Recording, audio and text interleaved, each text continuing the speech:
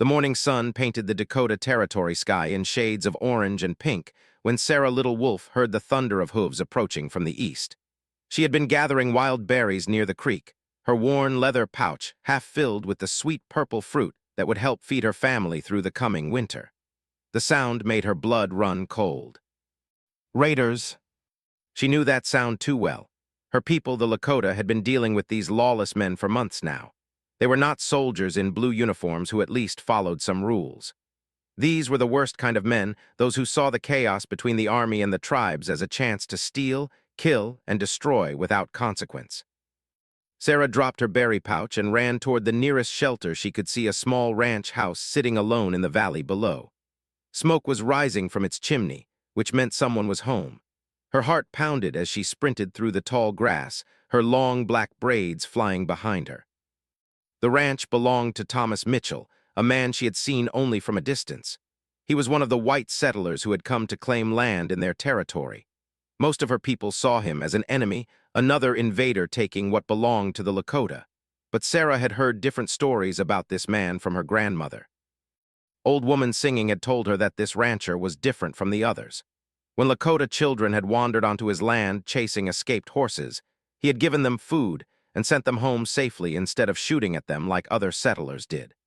When winter came early last year and food was scarce, he had left meat and blankets at the edge of his property where hungry families could find them. As Sarah ran, she could hear the raiders getting closer. Their whoops and shouts echoed across the valley. She knew what they did to anyone they caught, white or Indian. It did not matter to them. These men were animals who had forgotten how to be human. She reached the ranch house just as the first rider appeared on the hill behind her. Without thinking, she pounded on the wooden door with her small fists. Her chest burned from running so hard, and tears streamed down her cheeks. The door opened quickly. A tall man with kind gray eyes and weathered hands stood there. He was older than her father, with brown hair touched by silver at the temples. This was Thomas Mitchell. For a moment, they stared at each other, the frightened Lakota girl and the white rancher. Behind her, the sound of horses grew louder. Rough voices carried on the wind, speaking of the fun they would have when they caught whatever they were chasing. Sarah found her voice, though it shook like a leaf in the wind. "May I remain here until the raiders go away?" she asked, her English careful and formal. Her grandmother had taught her the white man's language, saying it might save her life someday. Thomas Mitchell looked past her toward the approaching danger. His jaw tightened as he recognized the threat. Without a word, he stepped aside and nodded for her to enter. Sarah rushed past him into the small but clean home. The smell of coffee and bacon filled the air. A fire crackled in the stone fireplace, casting dancing shadows on the wooden walls. She had never been inside a white man's house before. It was simpler than she had expected, with handmade furniture and few decorations. Thomas quickly closed the door and moved to the window, pushing aside the simple cloth curtain to peer outside. "How many?" he asked quietly. "6 men," Sarah whispered, pressing herself against the far wall. "Maybe 7. They have been hunting people for sport. My cousin Running Deer barely escaped them 3 days ago." The rancher nodded grimly. He moved to a cabinet and pulled out a rifle, checking to make sure it was loaded. "Stay away from the windows," he said, "and stay quiet." The thunder of hooves reached the yard outside. Sarah could hear the men talking loudly, their voices full of cruelty and excitement. One of them was describing what he wanted to do to the little Indian girl they had been chasing. Her stomach turned at his words. "Tom Mitchell," a rough voice called out. "We know you're in there. We saw the savage run to your door." Thomas moved to the door but did not open it. "This is private property, Jake," he called back. "You and your boys need to move along." Harsh laughter came from outside. "Don't be unfriendly, Tom. We just want the girl. Hand her over and we'll be on our way. No harm to you." "There's no girl here," Thomas replied firmly. "Just me and my morning coffee." Sarah felt a mix of gratitude and terror. This man was lying to protect her, even though it could mean trouble for him. She had heard that some white settlers would hand over Indians to raiders just to avoid problems. "Now, Tom," Jake's voice took on a dangerous tone. "We tracked her right to your door. Don't make this harder than it needs to be. She's just an Indian. What do you care what happens to her?" Through the crack in the curtain, Sarah could see the men spreading out around the house.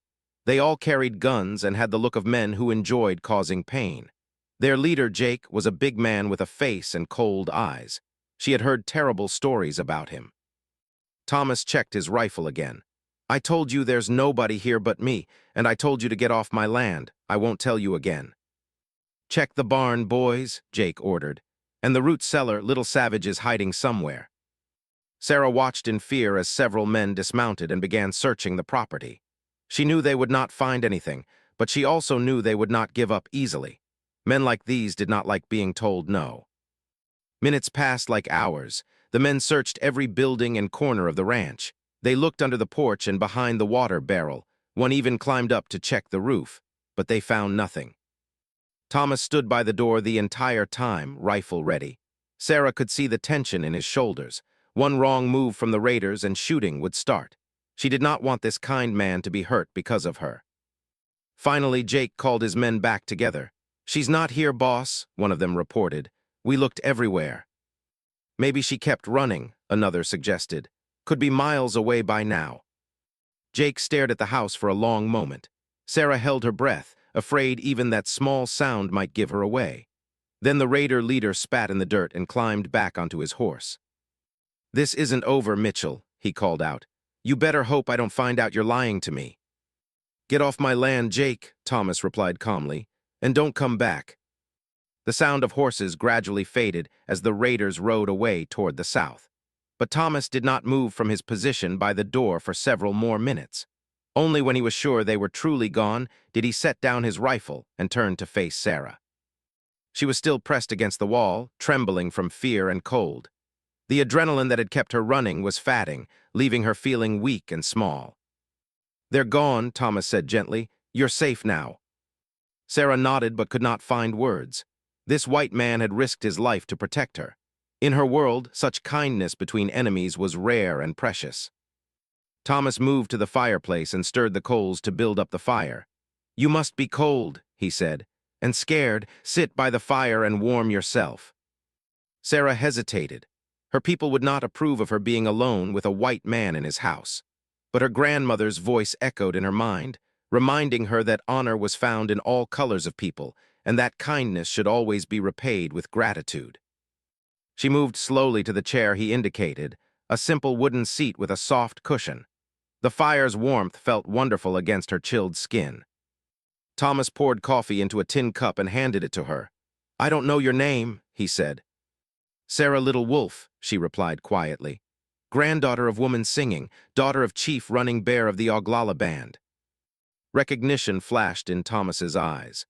"I know of your father. He's an honorable man. I've seen him keep his warriors from attacking supply wagons, even when they had every right to be angry." This surprised Sarah. Most white settlers saw all Indians as savage enemies. They did not know the difference between tribes or understand that leaders like her father worked hard to avoid unnecessary bloodshed. "Your grandmother," Thomas continued. "Woman singing. She helped deliver my neighbor's baby 2 winters ago when the doctor couldn't get through the snow. The woman would have died without her knowledge of healing plants." Sarah looked up at him with new interest. "You know my grandmother?" "I know of her reputation. She's respected by both our peoples as a wise woman and healer. That says something important about her character." They sat in comfortable silence for a few minutes, sipping coffee and listening to the fire crackle. Outside, birds had begun singing again, as if they too knew the danger had passed. "Why did you help me?" Sarah finally asked. "Your people and mine are enemies." Thomas considered this question carefully before answering. "I don't see you as my enemy," he said. "I see a frightened girl who needed help. That's all that matters." "But the other settlers—" "The other settlers are afraid," Thomas said. "Fear makes people do terrible things sometimes, but fear is not an excuse for cruelty or for forgetting our humanity." Sarah thought about this. In her village, there were also people who let fear control them. Warriors who wanted to kill all white people because some white people had killed Indians. Fear was like a disease that spread from person to person, making enemies where there did not need to be any. "My grandmother says the same thing," Sarah said. "She says fear is the enemy of wisdom." Thomas smiled, the first real smile she had seen from him. "Your grandmother sounds like a very wise woman indeed." As the morning progressed, Sarah began to relax. Thomas made breakfast and shared it with her bacon, eggs, and biscuits with honey. It was different from the food she was used to, but it was good. More importantly, it was offered freely and with kindness. Thomas told her about his ranch and how he had come to this land. He had been a soldier once, he said, but grew tired of fighting. He wanted to build something instead of destroying things. He raised cattle and horses, grew vegetables, and traded fairly with anyone who came to his door peacefully. Sarah told him about her life in the village, about learning to tan hides and gather medicines with her grandmother, about the stories her father told around the evening fires. She found herself talking more freely than she had expected. But as the sun climbed higher in the sky, Sarah knew she had to return home. Her family would be worried when she did not come back from berry gathering, and if raiders were in the area, her people needed to know. "I must go," she said, standing up from the chair. Thomas nodded, though he looked concerned. "Will you be safe? Those men might still be out there." "I know the land better than they do," Sarah said with more confidence than she felt. "I can avoid them." Thomas went to his kitchen and filled a small cloth sack with food, dried meat, biscuits, and apples. "For your journey," he said, handing it to her. Sarah accepted the gift gratefully. Such generosity between their peoples was rare. At the door, she turned back to him. "Thank you," she said simply. "I will not forget your kindness." "Be careful out there," Thomas replied, "and tell your grandmother that Tom Mitchell sends his respects to a wise healer." Sarah slipped out the door and moved carefully to the edge of the yard, listening for any sounds that might mean danger. The raiders seemed to be truly gone, at least from this area. As she prepared to leave, she looked back at the little ranch house one more time. Something important had happened here today. A bridge had been built between two worlds that usually saw each other only as enemies. She did not know it yet, but this morning would change the course of her life and the lives of many others. The kindness shown by one man to one frightened girl would grow into something much larger and more important than either of them could imagine. Sarah Little Wolf disappeared into the tall grass, carrying with her not just food for the journey home, but something more valuable, proof that enemies could become friends, and that courage and compassion could be found in the most unexpected places. Behind her, Thomas Mitchell watched until she was safely out of sight, then returned to his simple home and his simple life, not knowing that he had just planted seeds that would bloom into an extraordinary story of friendship, sacrifice, and hope. 3 weeks passed before Sarah Little Wolf saw Thomas Mitchell again. Those weeks brought changes that would shake both their worlds. The raiders had not disappeared as everyone hoped. Instead, Jake and his men had grown bolder and more dangerous. They attacked a Lakota hunting party, killing 2 young warriors and stealing their horses. They burned out a small homestead belonging to a German family, leaving the parents and 3 children with nothing but the clothes on their backs. The territorial government seemed powerless to stop them. The few in the area were too afraid or too outnumbered to act. Some people whispered that corrupt officials were actually helping the raiders by telling them where to find easy targets. In Sarah's village, the chiefs held long councils about what to do. Some warriors wanted to hunt down the raiders and kill them all. Others argued for moving the entire band further west, away from the danger. Chief Running Bear, Sarah's father, tried to find a middle path that would protect his people without starting a larger war. Sarah had told her family about Thomas Mitchell's kindness, but she kept the story brief. She knew many would not understand why a white rancher would risk his life for an Indian girl. Her grandmother, woman singing, listened to every detail with wise old eyes that seemed to see more than Sarah was saying. "This man has honor," the old woman said when Sarah finished her story. "Honor is rare in times of trouble. We must remember those who show it." The trouble came to a head on a cold October morning when Sarah was helping her mother prepare food for the coming winter.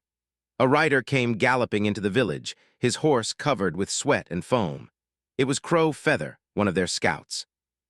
"Raiders," he shouted as he slid from his horse. "Coming this way, maybe 20 men all armed." The village exploded into activity. Women grabbed children and precious belongings. Warriors reached for weapons and wore paint. Chief Running Bear emerged from his lodge, his face grim with the knowledge that this time there might be no avoiding a fight.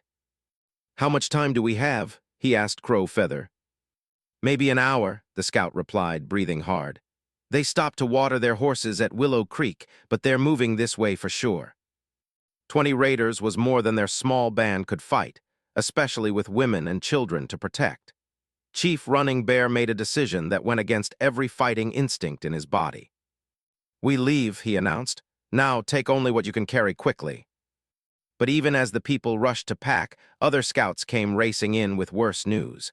Another group of raiders was approaching from the west, and soldiers' blue-coat cavalry were coming from the south. The village was being surrounded. Woman singing appeared at Sarah's side, moving with surprising speed for her age. "Take this," she said, pressing a small leather pouch into Sarah's hand. "Medicine for wounds, you will need it soon." "Grandmother, what do you mean?" The old woman's eyes were sad but determined. "Some of us must carry word to other villages, warn them of what is coming. You know the secret paths better than most." Sarah understood. She was being chosen as a messenger to slip through the closing trap and warn other Lakota bands. It was dangerous work, but someone had to do it. Her father approached, leading two of their fastest horses. "Take Little Hawk with you," he said, referring to her younger brother. "Ride to Chief Eagle Feather's camp by the big river. Tell him what has happened here." Sarah nodded, but her heart was heavy. She might never see her family again. In times like this, villages sometimes scattered and took months to find each other again. As she prepared to leave, the sound of gunfire erupted from the south side of the village. The soldiers had arrived and were shooting at anything that moved. The trap was closing faster than anyone had expected. "Go now," Chief Running Bear shouted, "before they complete their circle." Sarah and Little Hawk mounted their horses and rode hard toward the north, the only direction that still seemed open. Behind them, their village dissolved into chaos as families fled in all directions, hopping to confuse their enemies about which way the main group had gone. The plan worked, but only partly. Sarah and Little Hawk made it past the first line of raiders, but as they rode through a narrow canyon, gunshots rang out ahead of them. More raiders hidden in the rocks above. Little Hawk's horse stumbled and fell, throwing the boy hard against the rocky ground. Sarah wheeled her horse around and saw blood on her brother's forehead. He was alive but dazed. "Can you ride?" she asked urgently, helping him sit up. Before he could answer, riders appeared at both ends of the canyon. They were trapped. "Well, well," came a familiar, cruel voice. Jake rode into view, his face twisted with satisfaction. "Look what we caught, Chief Running Bear's little cubs." Sarah's mind raced. She recognized two other things that made her situation worse. First, one of the raiders was pointing directly at her. "That's her," he shouted. "That's the girl from Mitchell's place." Second, she could see that Little Hawk was hurt worse than she had first thought. Blood was running down his face, and he was having trouble staying conscious. Jake's eyes lit up with mean pleasure. "So you're the little savage that made me look like a fool," he said to Sarah. "Tom Mitchell lied to protect you. I think it's time he learned what happens to people who cross me." The raider leader gestured to two of his men. "Take them both. We're going to pay the good rancher a visit. Let him see what his kindness has cost these children." Sarah felt sick with horror. Not only were she and Little Hawk in terrible danger, but Thomas Mitchell was going to suffer because he had helped her. The man who had shown her nothing but kindness was going to be hurt because of her. The raiders tied her hands and put her on a horse behind one of the men. Little Hawk, barely conscious, was handled the same way. Then the whole group rode toward Thomas Mitchell's ranch. As they traveled, Sarah heard the raiders talking about their plans. They intended to hang Thomas as an example to other settlers who might think about helping Indians. They were going to force Sarah and Little Hawk to watch, then decide what to do with them afterward. Sarah tried to think of a way to escape, but with her hands tied and Little Hawk barely able to sit up, there seemed to be no hope. She could only pray to the spirits of her ancestors for some kind of miracle. The miracle came from an unexpected direction. As they approached the ranch, another group of riders appeared on the horizon. But these were not more raiders. Sarah's heart jumped with a mixture of hope and new fear when she recognized the blue uniforms of cavalry soldiers. "Soldiers," one of the raiders called out. Jake cursed and squinted at the approaching troops. There were at least 30 of them, far more than his band could fight.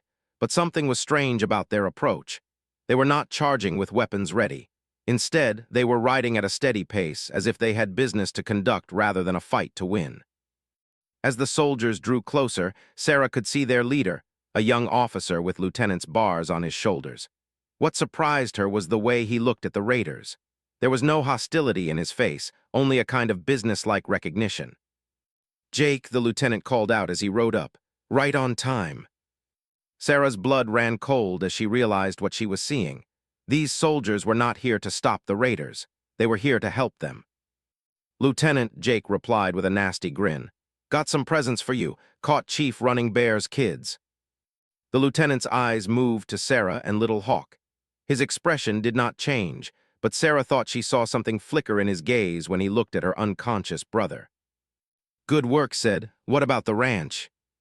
"That's next. Mitchell's been helping savages. Time to teach him a lesson." Sarah watched in growing horror as the two groups prepared to ride together toward Thomas Mitchell's home.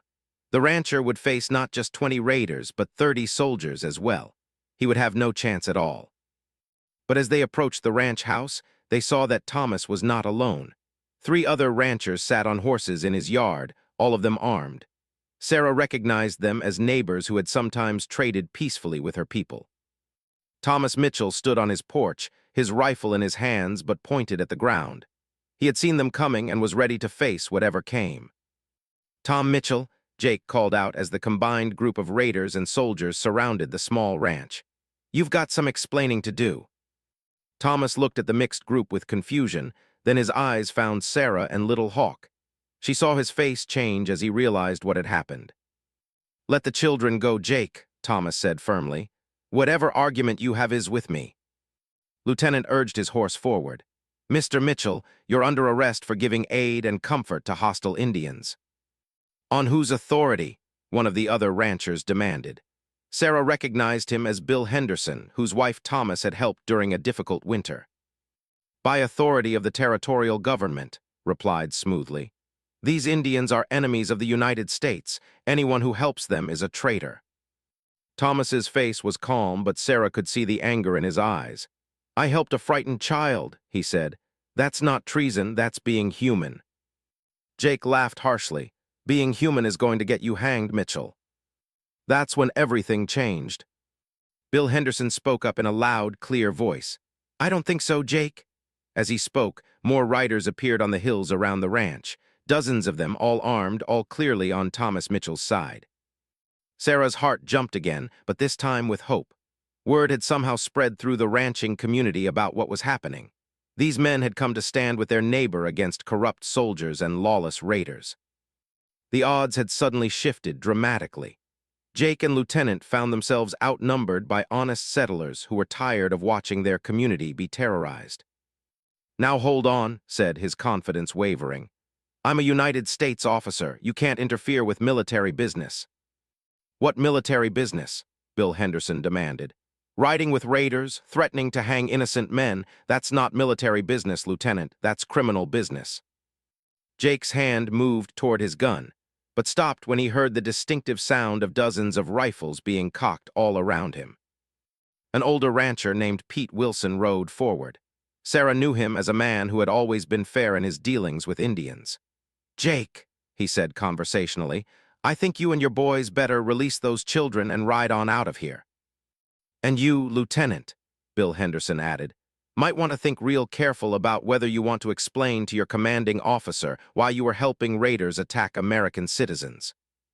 The tension stretched tight as a bowstring. Sarah could feel that the slightest wrong move would turn this confrontation into a bloody battle. Little Hawk stirred in his bonds, finally becoming conscious enough to understand the danger they were in. Lieutenant looked around at the determined faces surrounding him. Sarah could see him calculating his chances and finding them poor. These were not helpless settlers he could intimidate.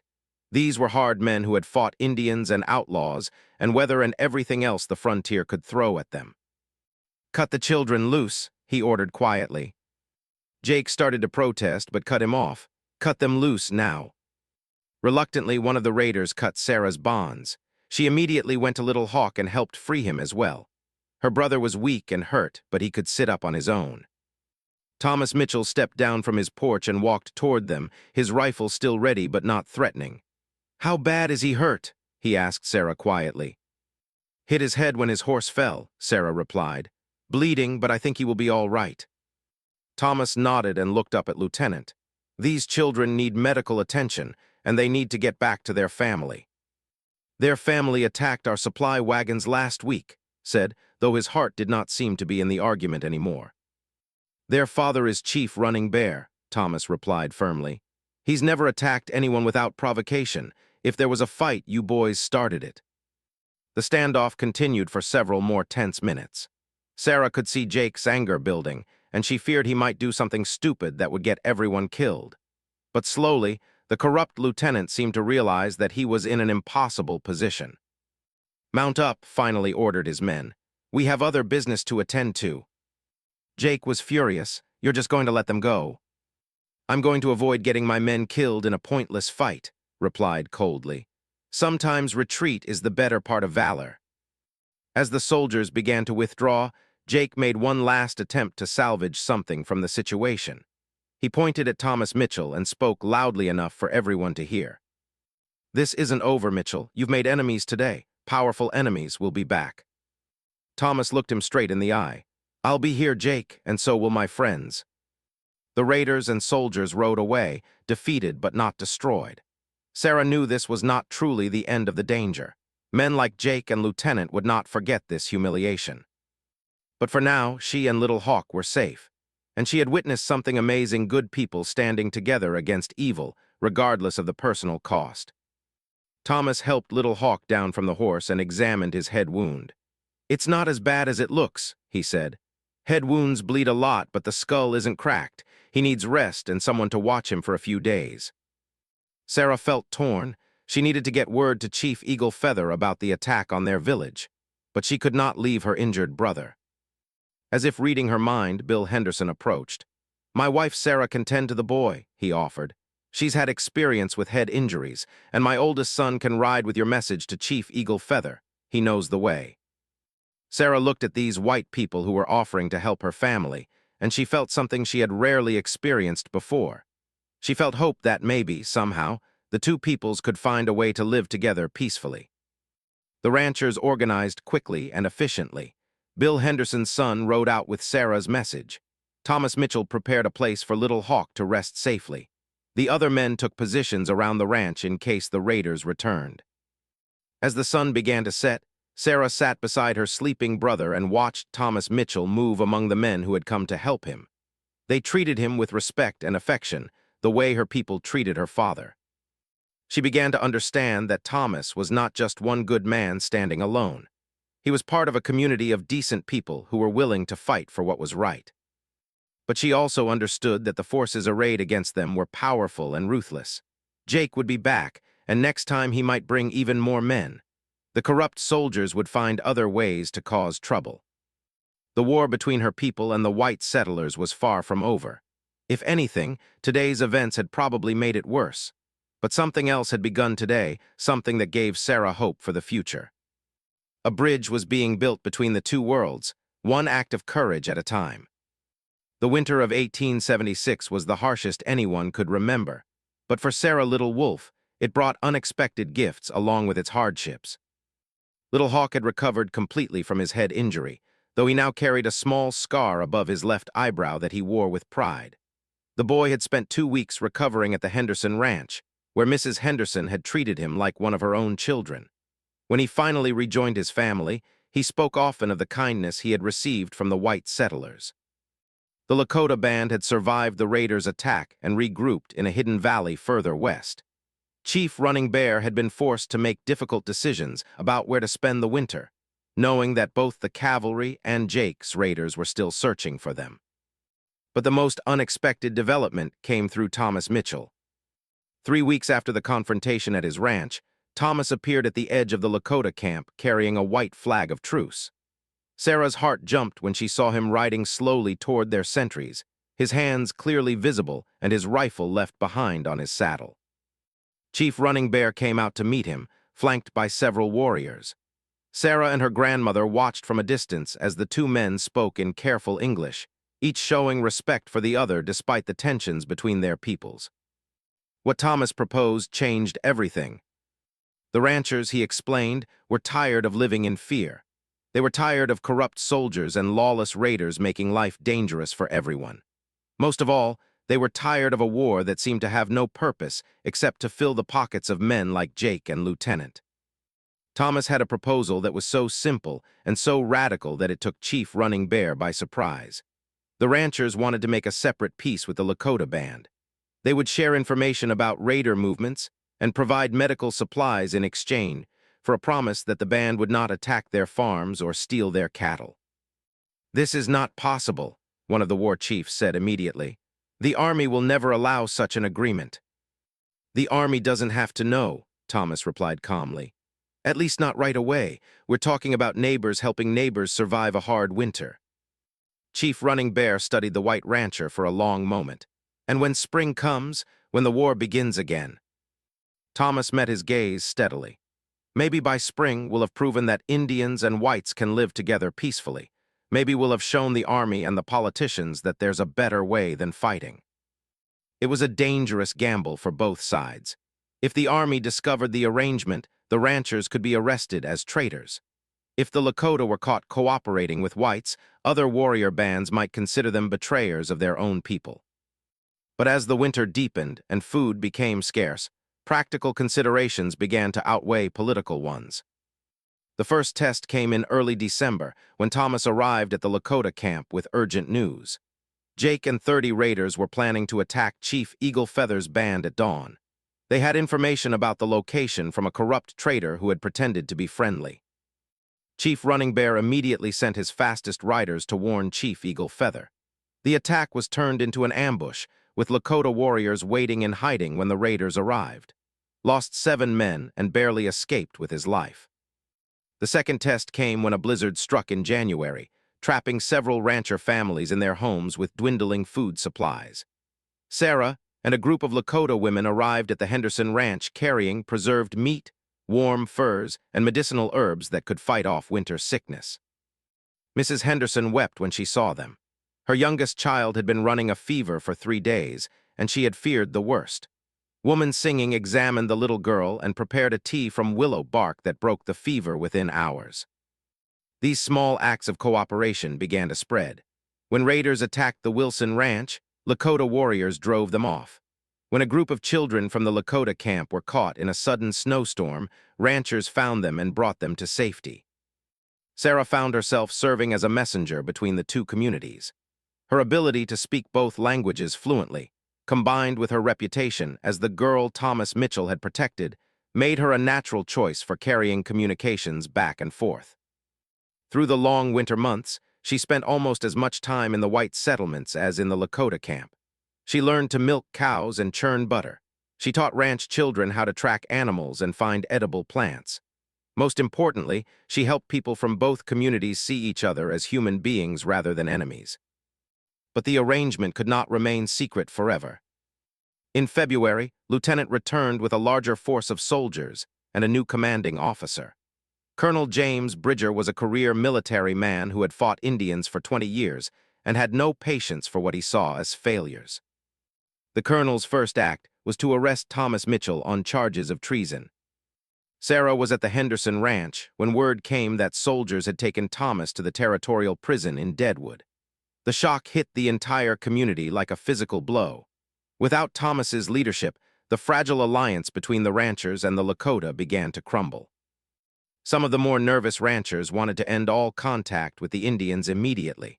A few of the younger Lakota warriors saw the arrest as proof that whites could never be trusted. The careful work of months was on the verge of collapse. That's when Sarah Little Wolf made the most important decision of her young life. She went to Chief Running Bear and asked for permission to travel to Deadwood to testify on Thomas Mitchell's behalf. Her father was horrified by the idea. Deadwood was a rough mining town full of men who hated Indians. A young Lakota girl would be in constant danger there. But Woman Singing supported Sarah's plan.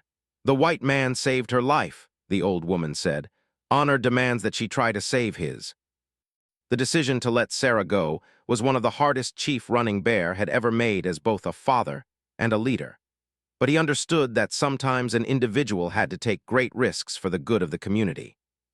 Sarah made the journey to Deadwood with an unlikely escort, Bill Henderson, and 2 other ranchers who were willing to risk their own reputations to help their friend. The sight of white men traveling openly with an Indian girl caused quite a stir in every town they passed through. The trial was held in a crowded courthouse filled with miners, soldiers, and curious onlookers. Most had never seen an Indian woman speak in a court of law. Many had come expecting entertainment rather than justice. Colonel Bridger served as both prosecutor and judge, a clear sign that the proceedings were rigged from the start. He presented Thomas Mitchell as a dangerous traitor who had given aid and comfort to savage enemies of the United States. When it came time for the defense, Sarah stood up in the courtroom and asked permission to speak. The colonel was clearly annoyed by the interruption. "This is a military tribunal," he said, "not a place for Indian propaganda." But Bill Henderson had done his homework. He stood up and cited territorial law that allowed character witnesses in all criminal proceedings. "This young woman has direct knowledge of the defendant's actions," he said. "The law requires that she be heard." Reluctantly, Colonel Bridger allowed Sarah to approach the witness stand. What happened next would be talked about in Deadwood for years to come. Sarah Little Wolf spoke in clear, careful English about the morning when Thomas Mitchell had saved her life. She described how he had risked his own safety to protect a frightened child from ruthless raiders. She talked about the bridge of understanding that had grown between two communities that had every reason to hate each other. "Thomas Mitchell is not a traitor," she said, looking directly at Colonel Bridger. "He is a man who believes that enemies can become friends if they are willing to show courage and kindness. The ranchers and my people have proven that this is possible. We have lived in peace together all winter. We have helped each other survive when others wanted us to fight." She paused and looked around the courtroom at the faces watching her. Some were hostile, but many seemed genuinely moved by her words. "You say my people are savage enemies," Sarah continued. "But Chief Running Bear sent me here to speak for a white man who protected his daughter. Does this sound like the action of a savage? Does this sound like the action of an enemy?" Colonel Bridger tried to interrupt, but Sarah kept talking. "The real enemies are men like Jake, who attack anyone weaker than themselves. The real enemies are those who profit from war and want to keep people fighting instead of talking. Thomas Mitchell is not one of those men. He is a man who chose peace over war, understanding over hatred." She stepped down from the witness stand and walked back to her seat, leaving the courtroom in complete silence. The colonel deliberated for less than an hour. When he returned, his face was grim but resigned. "The defendant will be released," he announced. "However, he is banned from the territory and must leave within 7 days." It was not the complete victory Sarah had hoped for, but it was enough to save Thomas's life. Outside the courthouse, Thomas found Sarah waiting for him. For a moment, neither spoke. Then the rancher who had risked everything to protect a frightened Lakota girl embraced the young woman who had traveled across dangerous territory to save him. "Thank you," he said simply. "We are even now," Sarah replied, "but I think our friendship is just beginning." Thomas Mitchell did leave the territory as ordered, but he did not go far. He settled just across the border in Wyoming, where he established a trading post that became a meeting place for Indians and whites who wanted to deal with each other peacefully. Sarah Little Wolf became the unofficial ambassador between the Lakota and the ranching community. The alliance that had begun in secret grew stronger and more open as people on both sides saw its benefits. When the Indian Wars finally ended years later, the valley where these events took place became known as a model for peaceful coexistence. Historians would write about it as an example of what might have been possible if more people had chosen understanding over hatred. But for Sarah, the real victory was simpler and more personal. A frightened girl who had once asked for shelter had grown into a young woman who could stand in a courtroom and speak truth to power. The trembling child who had knocked on Thomas Mitchell's door had found her voice and learned to use it. The morning that had begun with raiders and terror had led to something neither she nor Thomas could have imagined. A friendship that changed two communities and proved that even in the darkest times, courage and kindness could light the way to a better future. Years later, when Sarah had children of her own, she would tell them the story of the white rancher who opened his door to a frightened Lakota girl. She would teach them that enemies were often just friends who had not yet met, and that a single act of courage could change the world. And in a small house across the border in Wyoming, Thomas Mitchell would tell his own children about the brave young woman who had taught him that honor and wisdom could be found in all people, and that the most important battles were not fought with weapons, but with understanding. The trembling had stopped long ago, replaced by something much stronger. The unshakable knowledge that kindness, once given freely, creates bonds that can survive any storm.